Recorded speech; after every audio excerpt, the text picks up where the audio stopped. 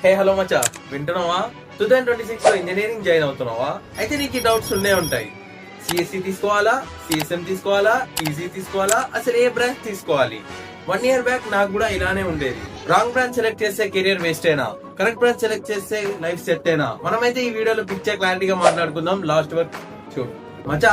Big mistake ఏంటో తెలుసా? చాలా మంది అయితే వాళ్ళ ఫ్రెండ్ తీసుకున్న బ్రాంచ్ అయితే కాపీ చేస్తారు, అక్కడనే మనకు దెబ్బతింటారు. ఇక పేరెంట్స్ చెప్పారని ఏదో ఒక బ్రాంచ్ కి అయితే వెళ్ళిపోతుంటారు. అట్లయితే చెయ్యొద్దు. ఇదైతే మనకు లైఫ్ టర్నింగ్ పాయింట్. అందుకే నీకు ఇంట్రెస్ట్ ఉన్నదే నువ్వు తీసుకోవాలి. చలో మనమైతే వీడియోలో వెళ్ళిపోదాం. బీటెక్ లో మనకు ఉన్న top branches CSC, CSM, ECE, mechanical, civil. First branch CSC, king of engineering.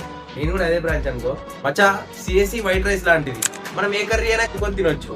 But reality ఏంటంటే మనకైతే ఇక్కడ స్కిల్స్ ఇంపార్టెంట్. అప్పుడే మనకు జాబ్ వస్తుంది, లేకపోతే డిగ్రీ పేపర్ వస్తుంది. నీకైతే కోడింగ్ లో, ప్రోగ్రామింగ్ లో, సాఫ్ట్వేర్ ఇంట్రెస్ట్ ఉంటే CSC is best choice.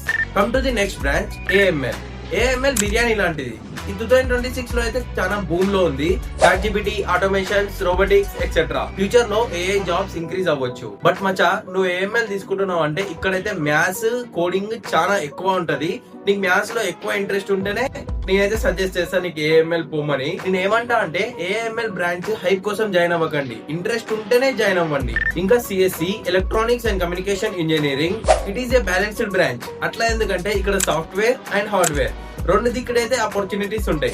But నువ్వు రెండు దిక్కు కూడా చదవాల్సి వస్తుంది మచ్చా. నువ్వు సాఫ్ట్వేర్ కూడా చదవాలి అండ్ హార్డ్వేర్ కూడా చదవాలి.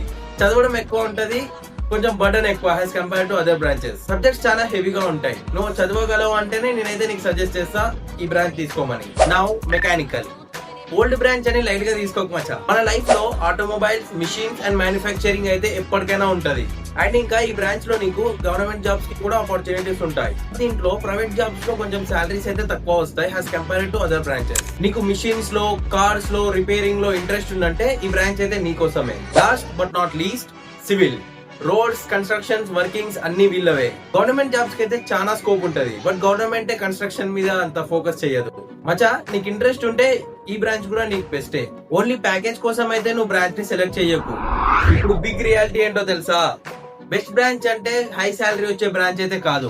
స్కిల్స్ లేని సిఎస్సి స్టూడెంట్ కూడా అన్ఎంప్లాయ్ గా ఉంటాడు. స్కిల్స్ ఉంటే మెకానికల్ స్టూడెంట్ కూడా సక్సెస్ అవుతాడు. అచ్చా, బ్రాంచ్ కంటే స్కిల్స్ ఇంపార్టెంట్. స్కిల్స్ కంటే నీ ఇంట్రెస్ట్ ఇంపార్టెంట్. ఫస్ట్ నిన్ను నువ్వు ప్రశ్నించుకో, అసలు నీకు ఎటువైపు ఇంట్రెస్ట్ ఉందో. అది నీకు తెలిస్తే నువ్వు సక్సెస్ అవుతావు, లేకపోతే కష్టం మచ్చా.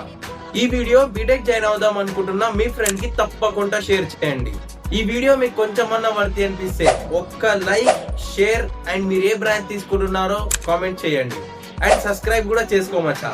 It's Mohammed Hanif signing off. నా నోరు నా ఇష్టం.